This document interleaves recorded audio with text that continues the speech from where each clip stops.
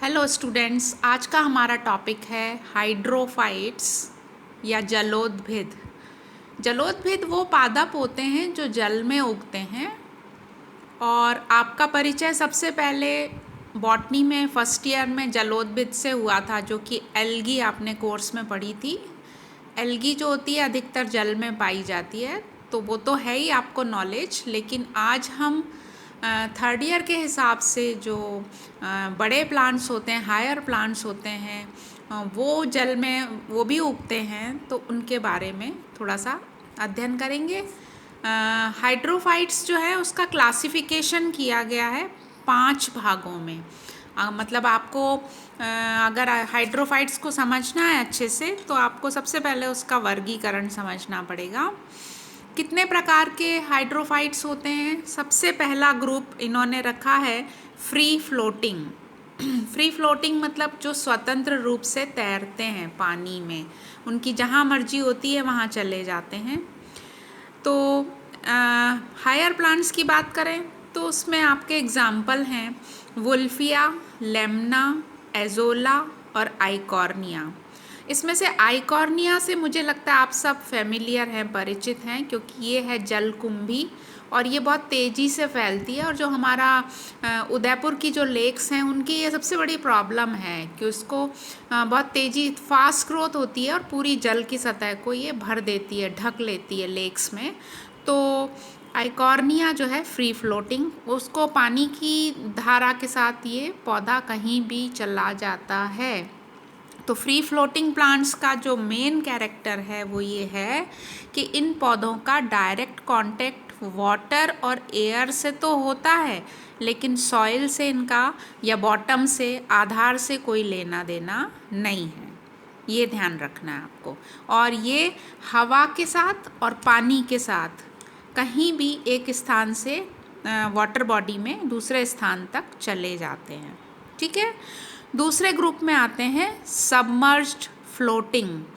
ऐसे पौधे जो तैरते तो हैं लेकिन ऊपर नहीं दिखते, पानी के अंदर रहते हैं, उसको कहते हैं सबमर्ज्ड फ्लोटिंग। सबमर्ज्ड फ्लोटिंग जो पौधे होते हैं उनका कांटेक्ट सिर्फ पानी से होता है, पानी में होता है। मतलब वो ना तो उनका हवा से डायरेक्ट रिलेशन होता है और ना वो बॉटम या आधार या मिट्टी नीचे जो कीचड़ है, दलदल है, उसमें वो जुड़े हुए नहीं रहते हैं। तो सबमर्ज फ्लोटिंग के कौन से उदाहरण हैं? आपने ज़रूर स्कूल में पढ़ा होगा यूट्रिकुलेरिया। यूट्रिकुलेरिया जो पौधा है उसके केवल जब फ्लावर आते हैं तो वो पानी के बाहर आपको नज़र आएंगे, बाकी पौधा अंदर डूबा रहता है। और दूसरा है सिरेटोफाइलम। तो इन पौधों की विशेषता ये है कि इनमें जड़ें नहीं पाई जाती। पौधा कितना भी बड़ा हो सकता है लेकिन उसमें रूट एब्सेंट। तो ये आपको पॉइंट याद रखना है। तीसरा है रूटेड हाइड्रोफाइट्स। ऐसे हाइड्रोफाइट्स, ऐसे जलोद्भिद जिसमें जड़ होना अनिवार्य है। तो तीसरा ग्रुप रूटेड हाइड्रोफाइट, इनकी जो जड़ें हैं वो आधार से लगी रहती हैं, फिक्स्ड, रूट्स आर फिक्स्ड। और जो पत्तियां हैं वो वाटर बॉडी के जो मतलब सरफेस है, पानी का जो तल है, वहाँ पर ऊपर तैरती रहती हैं। तो इसको ऐसे याद रख सकते हो आप। सब ने सिंघाड़े खाए हैं। सिंघाड़े का बॉटनिकल नेम है ट्रापा। सिंघाड़े की खेती तालाबों में की जाती है। गांव से जो लोग बिलोंग करते हैं या जिनके गाँवों में ट्रापा उग रहा है वो देख सकते हैं। तो ये है रूटेड हाइड्रोफाइट, जिसके पत्ते पानी की सतह पर देखे जा सकते हैं और बाकी पौधा अंदर डूबा रहता है। दूसरा है नीलंबो या निम्फिया। नीलंबो कहते हैं कमल को, निम्फिया कहते हैं कमलिनी को। तो ये जो पौधे हैं इनमें जड़ें होती हैं और वो आधार से, इनको उखाड़ना या इनका स्थान परिवर्तन करना आसान नहीं होता है। ठीक है। तो कमल है, कुमुदनी है, सिंघाड़ा है या फिर मार्सिलिया आपने पढ़ा था अगर आपको ध्यान हो, तो वो भी रूटेड हाइड्रोफाइट कहलाता है। तो ये हो गया आपका तीसरा। आगे आते हैं हम, फोर्थ ग्रुप होता है रूटेड सबमर्ज्ड। मतलब इन पौधों में जड़ें होती हैं और ये पानी के अंदर निमग्न, जल में पूरी तरह से डूबे रहते हैं। तो चौथा ग्रुप इन जो है रूटेड सबमर्ज्ड का, इसमें जो विशेषता है इन पौधों की, इनकी पत्तियां बहुत पतली पतली रिबन लाइक होती हैं। और बेस्ट एग्जाम्पल आपके कोर्स में डाला भी है, प्रैक्टिकल में भी आपको दिखाया जाएगा, वो है हाइड्रिला, दूसरा है रूटेड सबमर्ज्ड आइसोइटिस और है वेलिस्नेरिया। तो दो तीन एग्जाम्पल मैंने आपको समझाने के लिए जो कॉमन हाइड्रोफाइट हैं वो आपको यहाँ पर मैंने मेंशन किए हैं। उसके अलावा भी अगर बहुत सारे आपको एग्जाम्पल मिलते हैं विथ फिगर तो आप उसको अपने नोट्स प्रिपेयर करके उसमें ऐड करेंगे अपने नोट्स में। आखिरी जो क्लासिफिकेशन में ग्रुप रखा है हाइड्रोफाइट में वो है रूटेड इमर्जेंट। इमर्जेंट का मतलब है कि इन पौधों का संबंध शैलो वाटर से होता है, मतलब उथला जल, बहुत गहराई नहीं होती है, और इनका संबंध तीनों से होता है, मतलब हवा से, पानी से और मिट्टी से। ये इनकी जड़ उसमें नीचे जो मिट्टी है उसमें अटैच रहती है, और ये इमर्जेंट है मतलब बाहर निकले रहते हैं। तो हवा से भी इनका संपर्क है और बीच का भाग पानी के कांटेक्ट में है। तो ये तीनों में अपनी पकड़ बना के रखते हैं। और बेस्ट एग्जाम्पल इसका है रेननकुलस।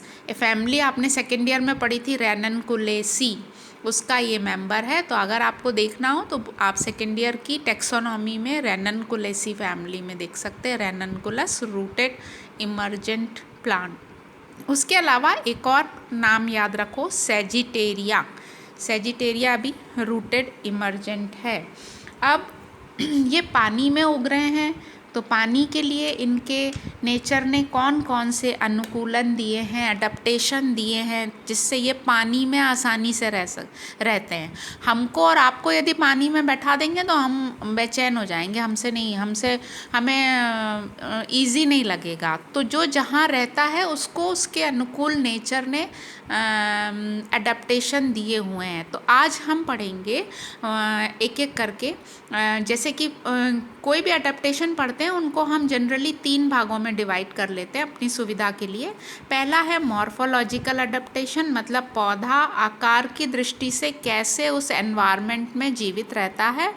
दूसरा है एनाटॉमिकल, मतलब पौधे के अंदर वो अगर आम की पत्ती को पानी में डालोगे तो वो गल जाएगी, सड़ जाएगी, लेकिन हाइड्रिला जो डूबा रहता है वो पानी में कितने भी दिन रहेगा, उसको कोई लॉस नहीं होता। तो फिर एनाटॉमिकल अंदर से क्या ऐसा नेचर ने दिया उनको, ये सीखेंगे। फिर हम फिजियोलॉजिकल अडेप्टेशन पर आएंगे। तो 1 बाय 1 उठाते हैं। सबसे पहले मॉर्फोलॉजिकल, आकार की दृष्टि से हम शुरू करेंगे जड़ से। इन पौधों में पहला पॉइंट ले रहे हैं रूट। रूट या तो एब्सेंट होती है, जैसे हमने ऊपर क्लासिफिकेशन में देख लिया, अगर होती है तो वो पुअरली डेवलप, मतलब वेल डेवलप्ड रूट इन पौधों को नहीं दी गई है। और ये जो पुअरली डेवलप रूट होती है ये हमेशा फाइब्रस होती है। फाइब्रस मतलब रेशेदार, जैसे कि जलकुंभी का जो डायग्राम आप देखेंगे बुक में तो उसमें नीचे आपको फाइब्रस रूट दिखाई देंगी। तो पहला इम्पॉर्टेंट पॉइंट, अगर रूट है तो उसमें रूट हेयर्स नहीं होते। क्यों नहीं होते? क्योंकि रूट हेयर्स का काम होता है मिट्टी के कणों को कस के पकड़ लेना, ग्रिप बनाना, एंकर करना पौधे को, और जितना भी मिनिमम से मिनिमम क्वांटिटी भी आपको वाटर अवेलेबल है, मिनरल्स अवेलेबल है, उसको जल्दी से एब्जॉर्ब करना। तो यहाँ पर तो पौधा पानी में ही उग रहा है, इसलिए रूट हेयर का कोई रोल है नहीं, तो इसलिए नेचर ने रूट हेयर हटा दिए।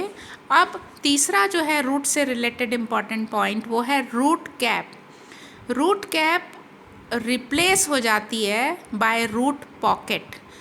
रूट कैप की ज़रूरत जो मीज़ोफाइट्स होते हैं उनको पड़ती है, जबकि रूट पॉकेट उनको पौधों को तैरने में, बैलेंसिंग करने में सहायक होते हैं। तो इसलिए रूट कैप को रिप्लेस कर दिया नेचर ने और रूट पॉकेट उनको प्रदान कर दी। अब रोल जो है मैंने अभी बोला कि इनका 2 रोल होता है। एक तो होता है एंकरिंग, मतलब उस स्थान पर पौधे को स्थिर रखना, और दूसरा है अगर वो फ्री फ्लोटिंग है तो उसको बैलेंस करना, बॉडी को बैलेंस की ज़रूरत पड़ती है ना, तो बैलेंसिंग करते हैं। तो 2 ही रोल हैं मेन। दूसरा लिखो, दूसरा जो पॉइंट है वो है स्टेम। स्टेम इन पौधों का होता है हमेशा लॉन्ग मतलब लंबा, फ्लेक्सिबल मतलब लचीला, स्पंजी मतलब स्पंज लाइक, दबाओगे तो दब जाएगा लेकिन वापस अपने पोजीशन को गेन कर लेगा। और इनका रोल होता है वेजिटेटिव प्रोपगेशन, कायिक जनन। इन पौधों में आप एक टुकड़ा तोड़कर अगर लगा दें, दूसरे पॉन्ड में डाल दें कमल की वो जो डंडी होती है, तो वहाँ पर नया प्लांट बन जाता है। तो रोल है वेजिटेटिव प्रोपागेशन। अब हम आते हैं पत्तियों पर। पत्तियाँ होती हैं इन पौधों की अक्सर सबमर्ज्ड या जल में डूबी हुई। तो जल में डूबी हुई पत्तियाँ अगर हैं तो वो होंगी पतली, छोटी, रिबन लाइक, जैसे कि हाइड्रिला में होती है, डिसेक्टेड कटी फटी, उसमें कभी कभी होल्स होते हैं, छिद्र जिसको बोलते हैं, पोर बोलते हैं साइंटिफिक। और ये आप पौधा ध्यान करिए, आपने स्फैग्नम पढ़ा था। स्फैग्नम जो होता है जल निमग्न होता है और स्फैग्नम की पत्ती में पोर होते हैं। तो जब पानी की लहर तेज़ी से आती है तो उन पोर के चैनल्स के थ्रू पानी क्रॉस हो जाता है और पौधे को कोई डैमेज नहीं होता है। अगर पत्ती बड़ी हैं, जैसे कि कमल में होती हैं या ट्रापा में होती हैं, तो पत्ती अगर बड़ी है तो उस पर वैक्स की कोटिंग होती है। वैक्स की कोटिंग पत्ती को गीला नहीं होने देती। कमल की पत्ती आप सबने नोटिस किया होगा, उस पर पानी डालो तो वो टिकता नहीं है। तो लार्ज पत्ती होगी, फ्लैट होगी, वैक्स की कोटिंग होगी। और इनका पिटियोल, पत्ती की डंडी को पिटियोल कहते हैं। पिटियोल जो होता है वो बहुत लंबा और फ्लेक्सिबल होता है। अगर बहुत तेज़ी से पानी आ जाए वाटर बॉडी में तो बैंड तो होता है लेकिन टूटता नहीं है। तो फ्लेक्सिबिलिटी उसको बीच में से टूटने से बचा लेती है। तो ये हो गया पत्तियों के बारे में। अब हम आते हैं फ्लावर, जो इम्पॉर्टेंट है। फ्लावर रिप्रोडक्टिव पार्ट होता है पौधे का और उसी से फिर अगली जनरेशन मतलब फ्लावर से फ्रूट बनेगा और फ्रूट में सीड बनते हैं और सीड से फिर नेक्स्ट जनरेशन आती है। तो फ्लावर खिलाते हैं, हर पेड़ फूल खिलाता है अगर वो फ्लावरिंग है तो। और फ्लावर जो हैं वो रेयर होते हैं, मतलब इन पौधों में फ्लावर कम ही लगते हैं, लगते तो हैं लेकिन कम, और कभी कभी बीज भी नहीं बन पाते। तो ये है पौधों का मॉर्फोलॉजिकल अडेप्टेशन। अब हम आते हैं एनाटॉमिकल पर। एनाटॉमिकल अडेप्टेशन का सबसे फर्स्ट और इम्पॉर्टेंट पॉइंट है, इन पौधों में क्यूटिकल एब्सेंट होती है। उससे क्या होता है, पौधे की हर कोशिका पानी और मिनरल्स का अवशोषण कर लेती है। रूट का रोल यहाँ पर ख़त्म हो गया। दूसरा है एपिडर्मिस। एपिडर्मिस होती है प्रोटेक्शन के लिए, लेकिन वो हमेशा एक कोशिका मोटी होती है और पैरेन्काइमा की बनी होती है। तो epidermis one cell thick, parenchymatous, आपको याद रखना है ये चीज़। फिर आते हैं हम पौधों में जो टिश्यू है वो कॉमन, जिसको हम बोलते हैं एरेनकाइमा। एरेनकाइमा जो है वो पैरेन्काइमा है जिसके अंदर एयर कैविटीज़ होती है और उसमें हवा भरी रहती है, जिससे कि वो लाइट वेट रहते हैं और पानी में तैरते हैं और गैशियस एक्सचेंज उनमें जो है वो आराम से एक टिश्यू से एक सेल से दूसरे सेल में कोई कमी नहीं आती है। तो ये बायोंसी मतलब तैरना और रैपिड गैस एक्सचेंज ये देता है एरेनकाइमा। तो ये भी इम्पॉर्टेंट पॉइंट याद रखना है हमेशा। अब आते हैं हम वस्कुलर टिश्यू। वस्कुलर टिश्यूज़ का काम होता है कंडक्शन करना water, minerals plus food material का। ये हाइड्रोफाइट्स में पुअरली डेवलप हैं। पुअरली डेवलप इसलिए हैं कि पौधा जो है वो डूबा हुआ है और चारों तरफ से हर कोशिकाई एब्जॉर्प्शन का काम कर लेती है। तो वस्कुलर टिश्यू का रोल ख़त्म हो गया, इसलिए यहाँ से इसको पुअरली डेवलप में चला जाता है। मतलब ये लेस डेवलप है या नहीं है तो भी पौधा जीवित रह सकता है, उसके बिना काम चल रहा है उसका। अगर वस्कुलर टिश्यूज़ हैं तो उसमें वेसल्स एब्सेंट होती है जाइलम के अंदर। ये आपको जाइलम के जो एलिमेंट्स होते हैं ना उसमें हम लोग याद रखते हैं कि वेसल्स पाए जाते हैं, वेसल्स एब्सेंट है, ये मार्क कर लेंगे। उसके बाद mechanical tissues absent. Next point, mechanical मतलब यांत्रिक शक्ति देने वाले, क्योंकि पानी में है वो उनको कोई शक्ति की ज़रूरत नहीं पड़ती है। अगर फ्री फ्लोटिंग है तो पानी के धारा के साथ और हवा के चलने से वो एक स्थान से दूसरे स्थान चले जाते हैं, उनको कोई रजिस्ट नहीं करना है, कोई विरोध नहीं करना है, और मैकेनिकल टिश्यू नहीं होता जो कि स्क्लेरेन्काइमा होता है। उसके बाद आते हैं हम स्टोमेटा एब्सेंट। स्टोमेटा का रोल होता है ट्रांसपिरेशन करना, वाष्पोत्सर्जन की प्रक्रिया। अगर है स्टोमा तो वो पत्ती की जो बड़ी पत्तियां वाले पेड़ हैं उसकी अपर सरफेस में होते हैं। लोअर सरफेस तो जल में पूरी कांटेक्ट में है पानी के, तो वो उनका खुलना और बंद होना स्टोमेटा का एक निश्चित उनका पैटर्न होता है टाइम और लाइट के हिसाब से, तो वो पॉसिबल नहीं है। इसलिए अगर स्टोमेटा हैं तो पत्ती की ऊपरी सतह पर मिलेंगे। उसके बाद हम आते हैं पत्ती जो होती है उसके टिश्यू को मीज़ोफिल कहते हैं। सबको पता है मीज़ोफिल के दो पार्ट होते हैं, पेलिसैड और स्पंजी। अगर हम जलोद्भिद की बात करें तो यहाँ पर मीज़ोफिल अनडिफरेंशिएटेड है, मतलब आप उसको दो टिश्यूज़ में बांटकर शो नहीं कर सकते। डायग्राम में या माइक्रोस्कोप में आप आइडेंटिफाई नहीं कर सकते कि ये पेलिसैड है और ये स्पंजी है, तो ये अविभाज्य है, इसको विभेदित नहीं किया जा सकता मीज़ोफिल को।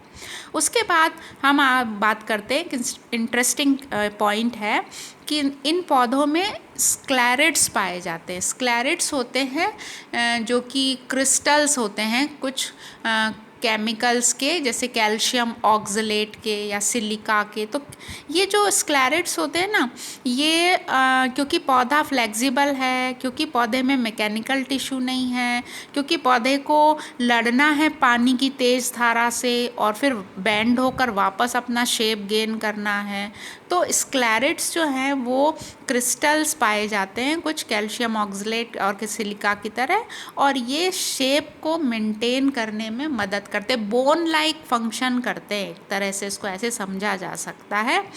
तो हार्डनेस या स्टिफनेस प्रदान करते हैं और पौधे का शेप जो है वो मेंटेन रहता है।